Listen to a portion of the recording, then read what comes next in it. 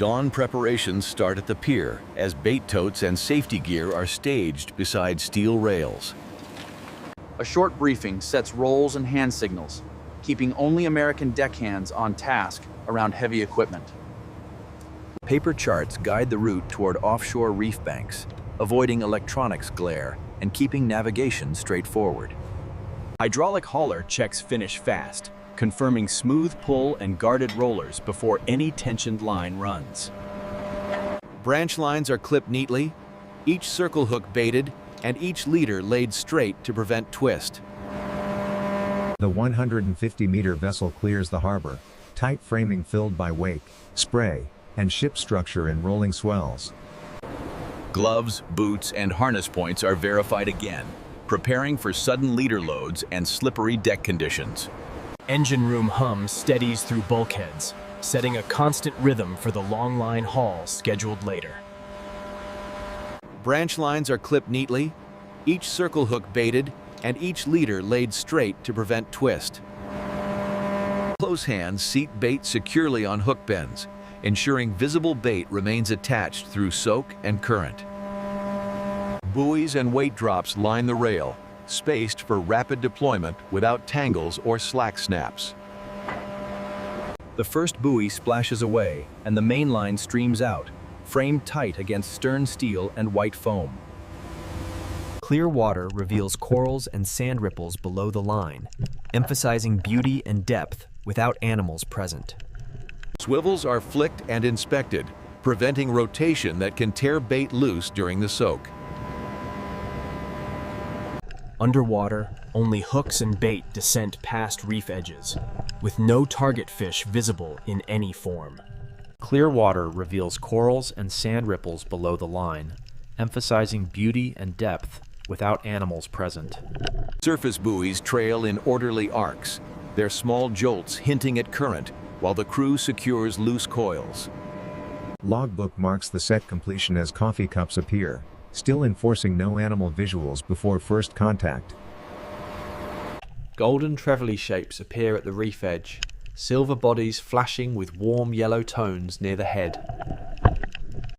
A single large Trevally approaches cautiously, eye tracking the bait while fins flare to break above coral. The strike snaps tight and the circle hook locks in the jaw corner, with leader exiting the mouth only. A buoy jerks hard and skates sideways, broadcasting a powerful run beneath choppy surface texture. Hauler engages and the main line sings, boots braced wide as two fishermen manage tension and controlled slack. Silver flashes roll under the waves as the fish turns broadside, keeping the leader pinned and safe. Underwater, the hook Trevally spirals once, hook fixed in mouth corner and bait trailing behind the bend. The hook Trevally bursts clear of the sea in a hard jump, spray exploding beside the hull under tight framing. Leader control stays steady as the fish dives again, preserving hook position and preventing line rub on rail steel. Another branch line loads fast, creating back-to-back pulls as the crew resets hands and clears clips cleanly. The fish drops into ice totes, scales gleaming as seawater rinses the deck and tension lines clear away. On deck, the Trevally slams and thrashes, body heavy and natural, hook still seated in the jaw corner. De-hooking tool twists once and release cleanly, keeping fingers clear while the leader stays aligned to the mouth. The fish drops into ice totes, scales gleaming as seawater rinses the deck and tension lines clear away. Underwater, a fresh bait hangs mid-water and draws Trevally that cruise in tight formation above the reef slope. A larger fish inspects head-on, golden face tones visible before it angles to strike from the side. Surface chop rises and buoys bounce harder, adding drama without rain while the vessel holds steady.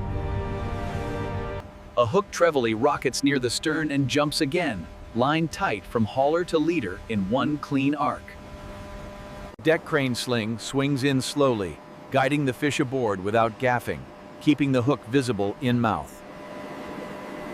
Ice is shoveled fast and lids slam shut, sealing cold around bright fish while the haul continues. Gloves swap quickly as fatigue shows, yet clip rhythm stays precise to prevent dangerous slack recoil. Underwater, bait drifts above sand channels as Trevally circle, then commit with a sharp, decisive lunge. On deck, a live Trevally whips violently, tail thudding loud while two men control the leader and keep distance. Hoses sweep scales and slime away, keeping surfaces clean and minimizing mess with no visible blood. Another buoy dives and resurfaces, signaling continuous fish-on action as the hauler maintains a steady cadence. 3 fishermen rotate positions, one on hauler controls, one on leader, one clearing clips and stacking coils. A heavy surface surge drags foam lines sideways, bringing the fish close enough to see yellow highlights. The next bite turns the hook neatly into the jaw corner, preserving a clean set without tearing tissue. A heavy surface surge drags foam lines sideways, bringing the fish close enough to see yellow highlights. The Trevally breaks surface in a violent jump, tail beating air, before crashing back into white foam and spray. Buoy retrieval repeats in rapid succession, each pull ending with a fish-on or a clean reset of clips. A sling cradle lifts the fish aboard, water pouring off scales while the hook remains fixed at mouth corner. A large fish strikes in darkness and the hook seats in the jaw corner, leader exiting only from the mouth. Wheelhouse adjusts course along the reef bank, aligning buoys with current and swell using paper notes. Bins stack higher near the rail, documenting progress as the crew keeps footing wide on a wet, non-slip deck. On deck, another Trevally thrashes hard beside totes, showing true weight while the hook stays seated in mouth. Bins stack higher near the rail, documenting progress as the crew keeps footing wide on a wet, non-slip deck. Nightfall brings deck lamps and louder wind hiss, yet seas stay only choppy with no storm conditions. Underwater low light shows bait swinging and Trevally silhouettes cruising in, still clearly golden Trevally by profile. A large fish strikes in darkness, and the hook seats in the jaw corner, leader exiting only from the mouth. Buoy retrieval repeats in rapid succession, each pull ending with a fish-on or a clean reset of clips. Hauler squeal rises as the last leaders come up, seawater streaming offline and splashing boots. Tally marks climb on a whiteboard as the final fish lands, confirming a strong count for the hold. A brief quiet follows as coils are secured, leaders stowed, and the deck is made safe for transit. Deckhands gather around a shining pile of golden Trevally, cheering briefly before cleaning and securing the deck. Port cranes rise ahead as the vessel idles in, lines secured, and deck cleared for offload operations. Mooring lines snap tight and fenders press, keeping the industrial hull steady against the pier in small swells. Insulated totes roll down the gangway, staying closed to protect texture and temperature from sun and wind. Forklifts move plain white bins with no logos, maintaining a fast cold transfer from dock to truck. Grading tables sort by size and firmness, keeping the catch natural and consistent, without exaggeration or fantasy. Grading tables sort by size and firmness, keeping the catch natural and consistent without exaggeration or fantasy. Skin pulls reveal firm white meat, never tuna red and never salmon orange, under bright factory lighting. Skin pulls reveal firm white meat, never tuna red and never salmon orange, under bright factory lighting. Portioning scales weigh loins into uniform blocks, hands gloved, and blades kept shallow for clean surfaces.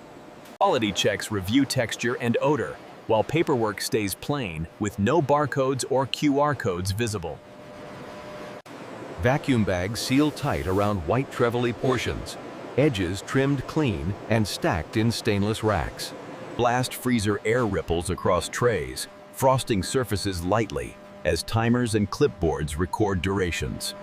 Plain cartons close with unmarked tape, then slide onto pallets squared neatly for stable stacking. Pallet wrap stays clear and generic, avoiding labels, while corners are protected with blank guards. Cold room aisles hold stacked product, fan noise constant, and floor dry to prevent slips and accidents. Handwritten logs record lot totals and times, keeping documentation simple and avoiding visible coded stickers. Sanitation crews foam and rinse stainless tables, restoring a spotless line for the next incoming batch. Byproduct bins collect frames for broth stock, showing efficiency and low waste without graphic detail.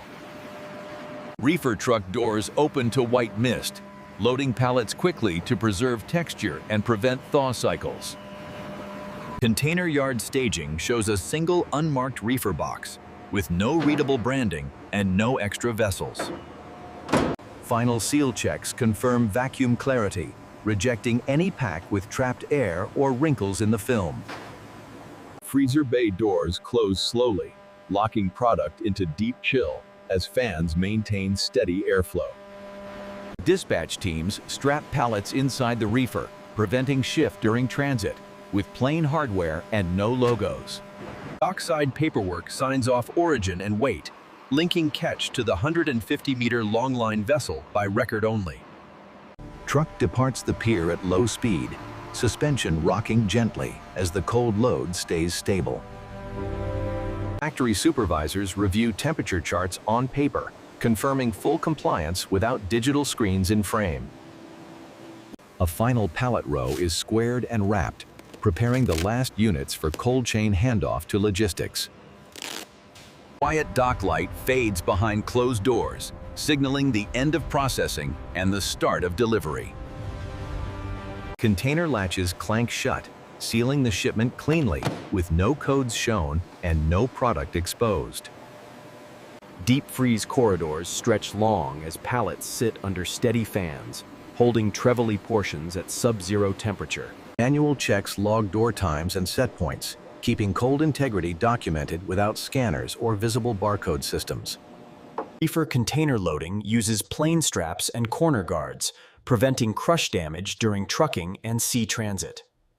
Security seals crimp shut on the container, marking closure while remaining unbranded and free of QR codes. Kitchen prep starts as a chef opens a blank vacuum pack, revealing firm, white, golden Trevally portions on ice. Fillets are patted dry and lightly salted, then rested briefly to tighten texture before heat touches protein. A hot pan sears the fish, edges turning opaque while the center stays moist and pearly white. Citrus and herbs hit the pan, building aroma as butter foams and the fish is basted with gentle spooning. Plating stays simple, showing flaked white Trevally beside greens and rice, with no branded tableware present. Knife work slices chilled portions thin, highlighting clean white gain and subtle sheen, never tuna red or salmon orange.